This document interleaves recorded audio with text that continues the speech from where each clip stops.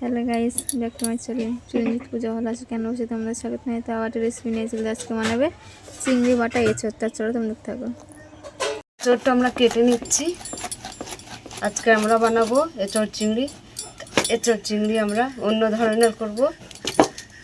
এঁচোড়টা কেটে ফেলেছি।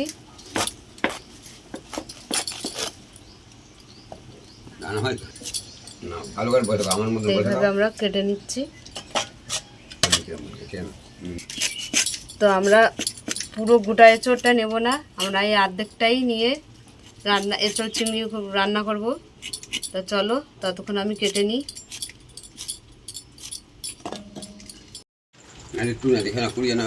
তো দেখো আমাদের এঁচোড়টা কাটা হয়ে গেছে, মাত্র একটা কোয়া হয়েছে, একটাই কোয়া হয়েছে, কেটে নিলাম। তো এখানে চিংড়ি মাছটা আমরা কেটে নেবো। এবারে কেটে নিয়ে চিংড়ি মাছটা বেটে দেবো আমরা। তো এখানে এঁচোড়টা আমরা সিদ্ধ বসিয়ে দেবো। তো চিংড়ি মাছটা আমাদের কাটা হয়ে গেছে। আমরা চিংড়ি মাছটা ভালো করে ধুয়ে নিচ্ছি। ধুয়ে তোমাদের সঙ্গে পরে দেখা হচ্ছে। আমরা ধরিয়ে দিলাম, বসিয়ে দিলাম। চিংড়ি মাছে নুন দিয়ে দিলাম, কড়াতে তেল দিয়ে দিলাম। মাছগুলো একটু ভেজে নেব। এখানে চিংড়ি মাছগুলো আমি নিচ্ছি, বেটে নেব। নিয়ে তুলে নিয়েছিলাম, ওই কড়াতেই তেল দিয়ে দিলাম। তার লঙ্কা, শুকনো লঙ্কা ছিঁড়ে দিয়ে দিলাম, দুটো এলাচ আর দুটো দারচিনি দিলাম, ওটা জিরে দিয়ে দিলাম।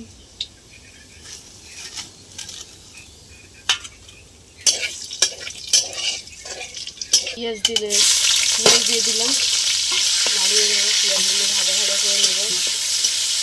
আদা রসুন বাটা দিয়ে দিলাম, টমেটো পেঁয়াজ বাটা দিয়ে দিলাম,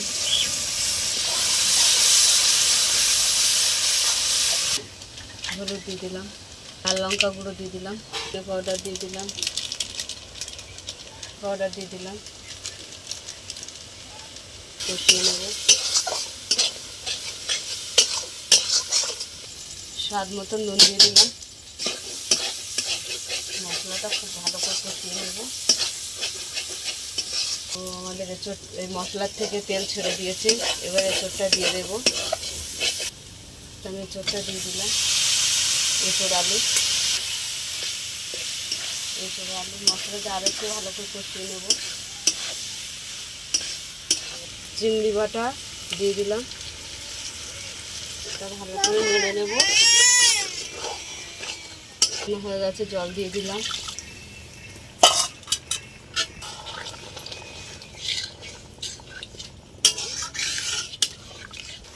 তো গরম মশলা দিয়ে দিলাম একটু।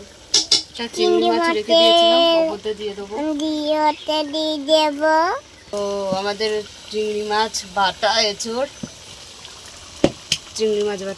এঁচোড় হয়ে গেছে। তা চিংড়ি মাছ এঁচোড় বাটা হয়ে গেছে। তা তোমাদের কেমন লাগলো বলো। ভালো লাগলে লাইক করে দেবেন, শেয়ার করে দেবেন, কমেন্ট করে দেবেন, আর সাবস্ক্রাইব করে দিয়ে আমাদের পাশে থাকবেন। আর ভিডিওটা অবশ্যই আপনারা দেখবেন। আর একটা আপনাদের কাছে অনুরোধ করছি, আপনারা সাবস্ক্রাইব করে আপনারা সাবস্ক্রাইবটা তুলে নেবেন না।